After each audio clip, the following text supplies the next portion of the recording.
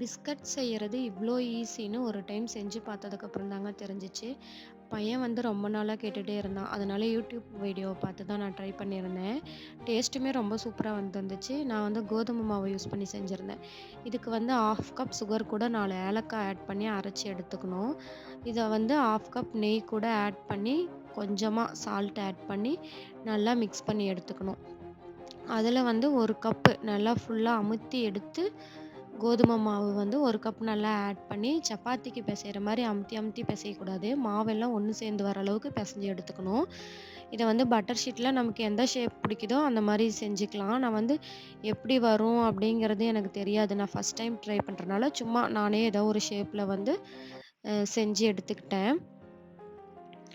இது வந்து ஓவன்ல வந்து 175 டிகிரி செல்சியஸ்க்கு நான் 10 நிமிஷம் ப்ரீ ஹீட் பண்ணிக்கிட்டேன். அதுக்கப்புறம் 20 மினிட்ஸ்லயே இது வந்து நல்லா பேக் ஆகி வந்துருச்சு. வீடியோல சொன்ன மாரி 1/2 கப் சுகர் நான் ஆட் பண்ணி செஞ்சது வந்து எனக்கு சுகர் ரொம்ப அதிகமா இருக்க மாரி இருந்துச்சு. நீங்க வந்து கொஞ்சம் கம்மியா கூட ஆட் பண்ணிக்கோங்க. பையன் சாப்பிட்டு பார்த்துட்டு ரொம்ப சூப்பரா இருந்துச்சுன்னு சொல்லியிருந்தான். இது வந்து டீ கடையிலலாம் கண்ணாடி பாட்டில்ஸ்ல இருக்கும்ல, அந்த பிஸ்கட் தான். வீடியோ பிடிச்சிருந்துச்சுன்னா ஐடிய ஃபாலோ பண்ணிக்கோங்க.